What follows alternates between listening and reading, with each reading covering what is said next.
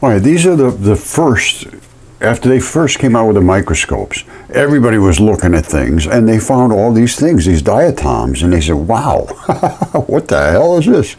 And sure enough, these things are very, very intricate. Some of them, it's just unbelievably intricate. And these were little creatures that they claim were little sea creatures and so forth. Well, that's a possibility. I'm not going to discount that, but they were everywhere, and there's just a billion zillion different types. Now, somebody sent me something this morning from Russia with love. Now, I tell you, I like the Russian people.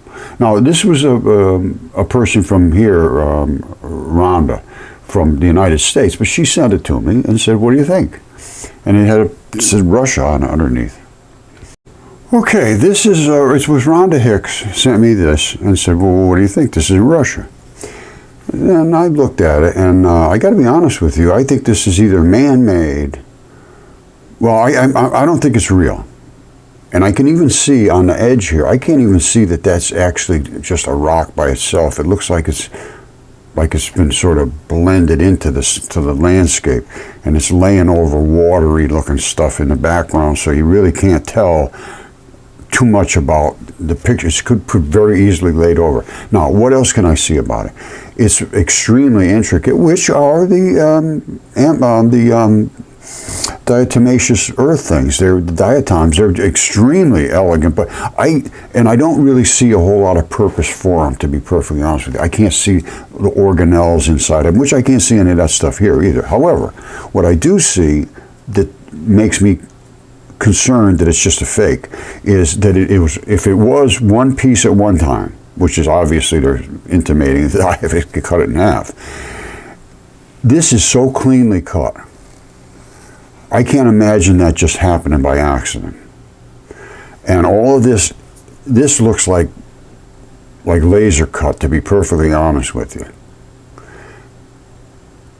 I mean, it's so precision done that I don't think this, I mean, nature does do things in this kind of precision, yes, absolutely, no question. But I can't imagine it being cut just like a saw, cutting it right down in half like that. And like I say, I don't even see that I don't think this is part of this particular landscape. That to me looks like it was just sort of blended in there. I don't know what you see there, but I don't see that as even part of the natural landscape. Now, they did, this rock sitting in front of it and gives it some validity, but I think somehow this was like a little rock, something like that they cut, and they made it look like it's a big thing out in the middle of, over by the ocean. This is just not, that's not right. Something's wrong here. I discount this. I discount this picture as being real. Unless my buddy from Russia can tell me, Andre, get your buddies over there in Russia to get me on this case. I don't believe it's true, my friend.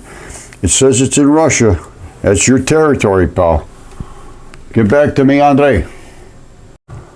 Okay, my friends, I don't know if you are aware, but we are having a bunch of DNA tests done on ancient giant creatures. And there was a lot of things that were dismissed that we're going to look into. Now, I have been getting way too many questions to be able to possibly answer, and I'm sorry, and I just can't do it.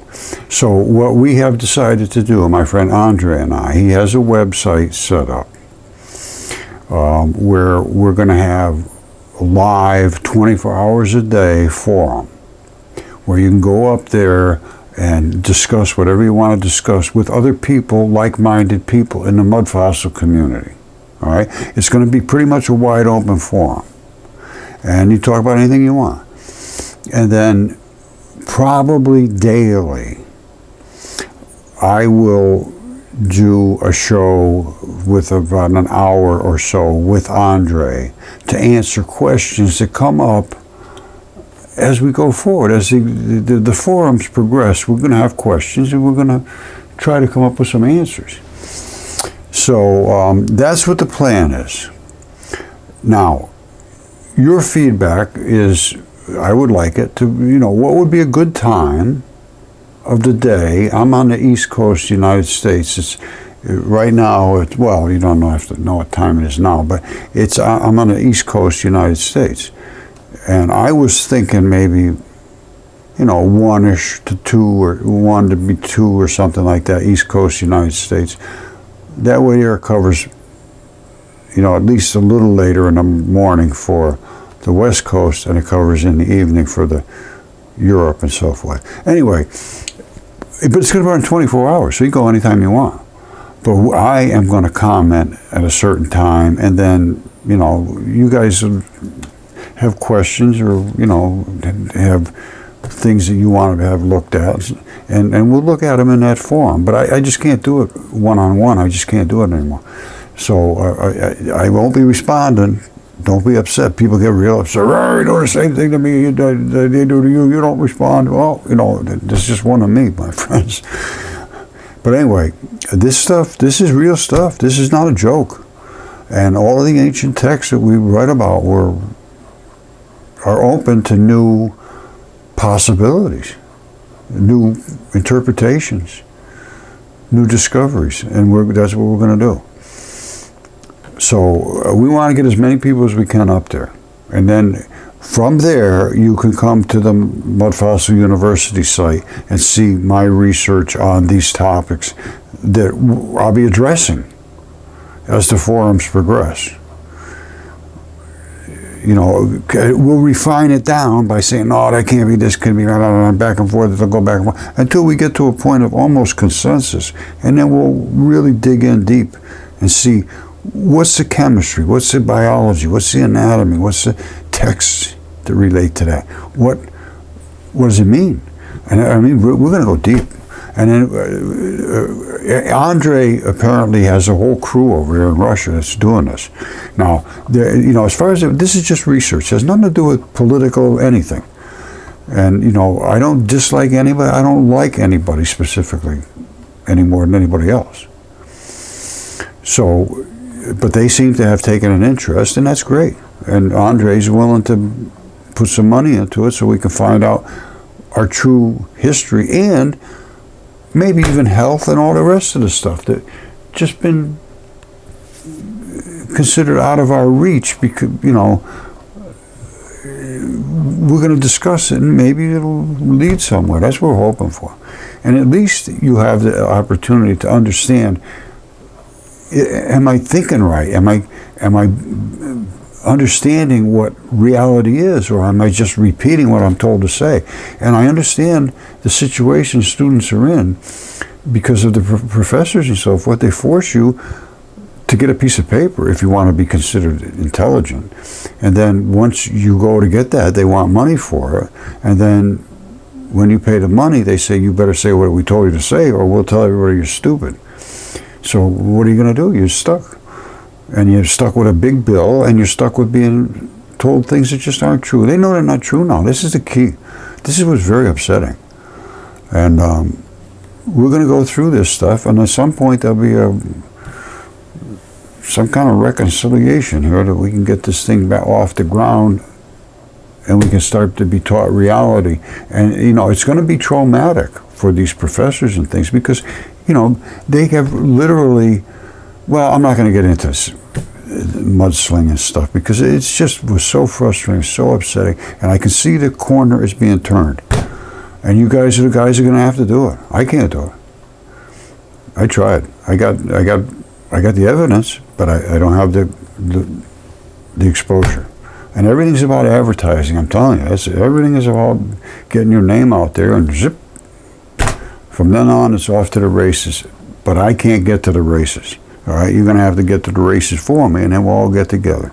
All right, try to organize some little Mudfossil clubs or something, where people in your neighborhood go out and find them. You can find them in any brook. You go in the little brooks, go right on the edge, and you'll find mud fossils. They're everywhere. And then you'll have something to speak of. Oh, look what I found, look what I found. That's, people love this stuff. And they want me to look at everything. And a lot of the stuff, I got to be honest with you, a lot of it's not what they think it is. It's anything that's like globby looking at you, really very, very tough sometimes to tell. My stuff, like that's a bone. It's just what it is.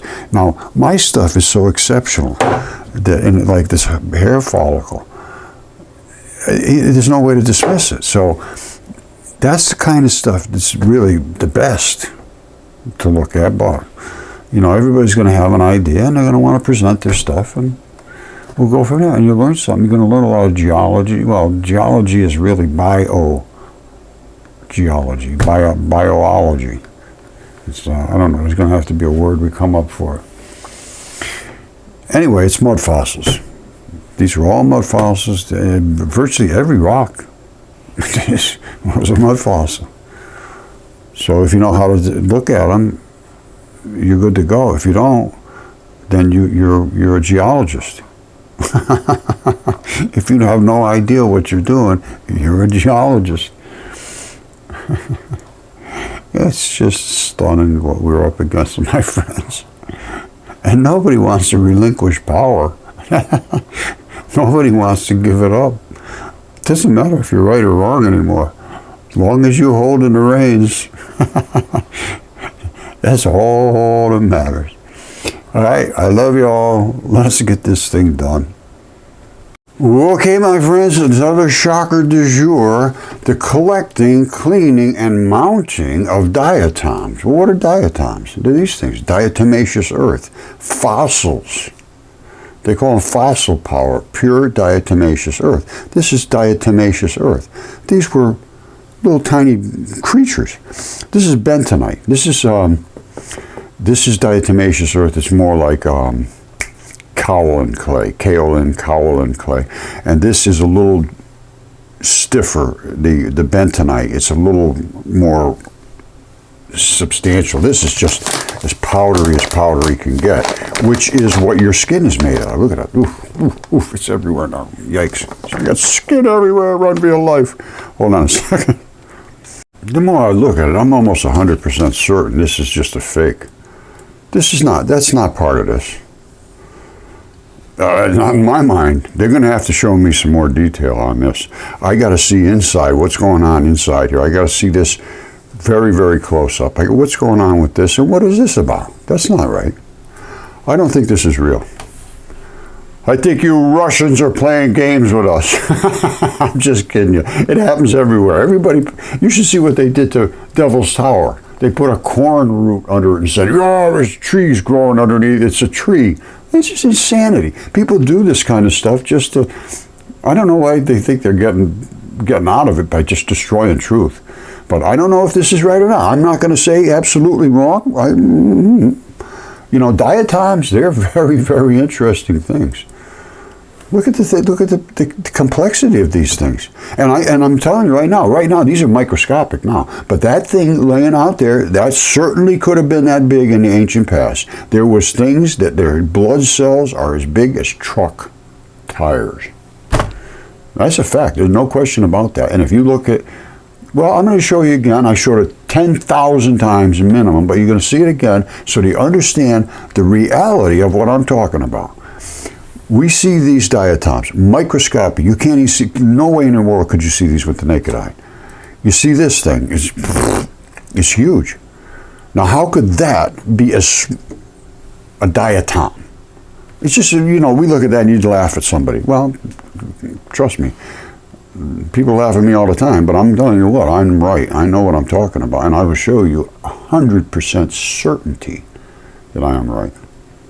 Okay, it seems we always turn to Typhon and Ares when we want to find out the reality of the giganticness of the Earth, of the creatures that were on the Earth. The Earth is the size it is. You can look from the space station. There's no question about the Earth right now. In the past, I have no idea. But I'm going to tell you right now, these are here, and they're real, and they were talked about. And Typhon's head is up here, and he is a dragon. And there's his dragon-scaled throat running all the way down here It's just, this is absolutely zero question that this is a dragon, and it is Typhon.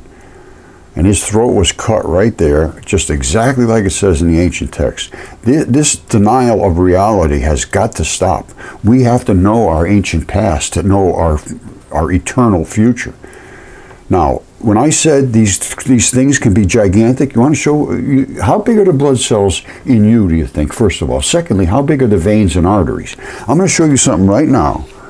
Give me 1 second. Well, I'll show you in a minute. These are veins and arteries. And you say, well, why would a vein and arteries be laying there? Because that's a gigantic fish who's called Ares. The gigantic dragon runs all the way across North Africa. It's called Typhon. And he was attacking. And his venom, which is this stuff here, which is the nastiest stuff that's ever been produced on the face of planet Earth, he spit it out from his beards, really right from his beards. See the beards coming in? Here's his head, there's his red flaring eye, the little flashy stuff that's in the parades on all the dragons. Here's his throat with all the scales. And coming out of that dragon beard, he spit all that stuff down and it ate right through the fish's back. So here we are, it ate right through the scales. Otherwise, you're just not going to see any blood vessels. But here you see the blood vessels. You see that? Get a doctor and tell me if I'm wrong. I know I'm right, because I've talked to people that they know there's no question it's true. This is veins and arteries, and capillaries, and lymph. The whole thing is here. These are the arteries, they come down. You see these little black spots here? Those are bushes, and they're growing on blood cells. The blood cells in here are bigger than truck tires. They're gigantic. They're almost like 3 or 4 feet around, because this creature was hundreds and hundreds of miles. Hold on. Okay, my friends, I've shown this many times. These are the size of hair follicles, which are kind of small, actually. It's only 2 inches wide. In us, they're like microscopic. Now, well, you can see them. And that's where the muscle attaches. That's where the sebaceous gland is, the shaft, and it's just a hair follicle. Now, how big did they actually get? You want to see how big they could actually get? Look at this. This is, again, is what a hair follicle looks like. That's the clay, really, of your skin. Your skin is basically made out of clay, and the hairs are here, and they have these little variegations on them. Now look at this. This is I don't know where that is. I got to be honest with you, but Crowley Lake has the same sort of situation. Here's the variegations. These are hairs from some gigantic creature. I mean, this thing was big, was bigger than the one that the POV guy was at. And this is Crowley Lake. You see, these are the things. This is how big these things were. And they were sticking out of the top of Crowley Lake up above as well. So these hairs are not something that are small. They can be absolutely enormous. And there was one place up on there where he was finding clamshells, and they look just like this. This feeds in, it's an alveoli, and it feeds into what looks exactly like a clam. Up in here, it looks exactly identical to a clam. I may have a picture of that to show that. And I think that's what he was looking at. When he picked up the clam, he said, wow, there's a clam up here. It could be a clam. I can't say it wasn't, but I could also say it could be a lung alveoli. Okay, my friends, I'm going to just show you, this is real. This is what a cell looks like. You see this, the nucleolus, this very center, and then you have these areas that are separated off, and the round cell and the membrane around it. Well, guess what? Here's one that's a very big one of the exact same thing you were just looking at. You see this right here? You see this over here? You see the membrane coming around it? This thing's almost 4 feet tall. And they are all over the place in Libya and the places where these gigantic creatures died. Look at these. These are blood cells. And these are the size of the guy standing around and saying, wow, look at this stuff. That's what happened with these gigantic creatures when they died. And this is hair. That's literally hair sticking up out of the ground.